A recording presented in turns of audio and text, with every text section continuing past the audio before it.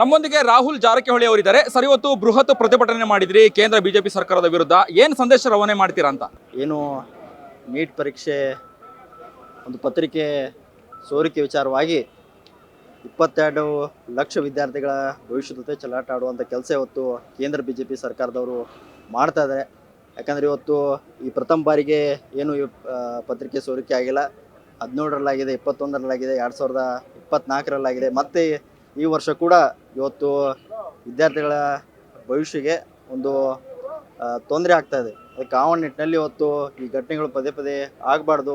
ಇದಕ್ಕೆ ಹಿಂದೆ ಈ ಮಾಸ್ಟರ್ ಮೈಂಡ್ ಯಾರಿದ್ದಾರೆ, ಇವತ್ತು ನಾವು ನೋಡಿದಾಗ BJP ಯುವ ಮೋರ್ಚಾ ಕಾರ್ಯಕರ್ತರು ಕೂಡ ಈ ಪತ್ರಿಕೆ ಸೋರಿಕೆ ಬೆನ್ನೆಲುಬಾಗಿದ್ದಾರೆ. ಇದಕ್ಕೆ ಆ ನಿಟ್ಟಿನಲ್ಲಿ ಇವತ್ತು ಸಾಕಷ್ಟು ಶ್ರಮಪಟ್ಟು ಇವತ್ತು ಸಾಕಷ್ಟು ಹಣವನ್ನು ಖರ್ಚು ಮಾಡಿ ಕೋಚಿಂಗ್ಗಳ ಹಚ್ಚುವ ಮೂಲಕ ಇವತ್ತು ವಿದ್ಯಾರ್ಥಿಗಳು ಈ ನೀಟ್ ಪರೀಕ್ಷೆಗೆ ತಯಾರಿಯನ್ನು ಮಾಡ್ಕೊಂಡಿರ್ತಾರೆ.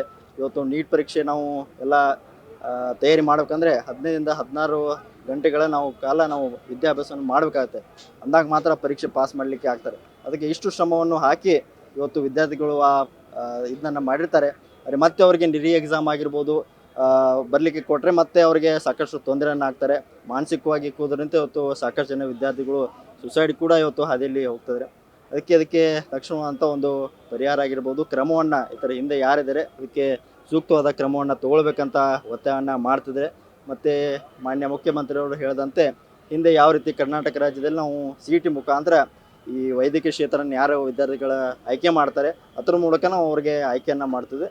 ಅದಕ್ಕೆ ಈಗಾಗಲೇ NTA ನ್ಯಾಷನಲ್ ಟೆಸ್ಟಿಂಗ್ ಏಜೆನ್ಸಿದವರು ಸಾಕಷ್ಟು ಪಾರದರ್ಶಕವಾಗಿ ಏನು ಅವ್ರ ಮೇಲೆ ಜವಾಬ್ದಾರಿ ಇತ್ತು, ಪಾರದರ್ಶಕವಾಗಿ ನಾವು ಎಕ್ಸಾಮನ್ನು ಕಂಡಕ್ಟ್ ಮಾಡಿದ್ರೆ ಅದಕ್ಕೆ ಸಾಕಷ್ಟು ಬಾರಿ ಆ ಕಾರ್ಯವನ್ನು ಅವರು ಸೂಕ್ತವಾಗಿ ಮಾಡಿಲ್ಲ. ಅದಕ್ಕೆ 4 ಜನ ವಿದ್ಯಾರ್ಥಿಗಳು ಆತ್ಮಹತ್ಯೆ ಮಾಡ್ಕೊಂಡಿರುವಂಥದ್ದು. ಅವ್ರ ಕುಟುಂಬಕ್ಕೆ ಯಾವ ರೀತಿಯಾಗಿ ನ್ಯಾಯ ಸಿಗಬೇಕು ಅಂತ ಹೇಳಿ ಕೇಂದ್ರಕ್ಕೆ ಆಗ್ರಹ ಮಾಡ್ತೀರಾ ಅಂತ?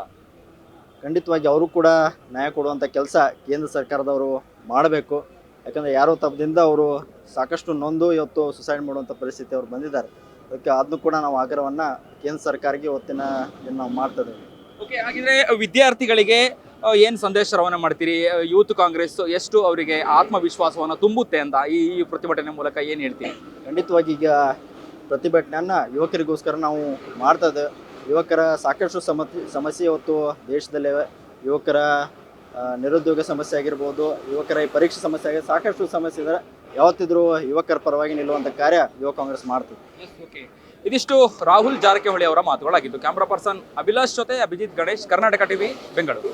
ನೀವು ಸಣ್ಣ ಆಗ್ಬೇಕಲ್ವಾ? ಅದು ಒಂದು ಉತ್ತಮ ಆಹಾರದಿಂದ ಸಣ್ಣ ಆಗ್ಬೇಕಲ್ವಾ? ಪ್ರತಿದಿನ ನಮ್ಮ ಜೀನಿ ಸ್ಲಿಮ್ನ ಯೂಸ್ ಮಾಡಿ ಯಾವುದೇ ಸೈಡ್ ಎಫೆಕ್ಟ್ ಇಲ್ದಂಗೆ ನೀವು ಸಣ್ಣ ಆಗ್ತೀರಾ.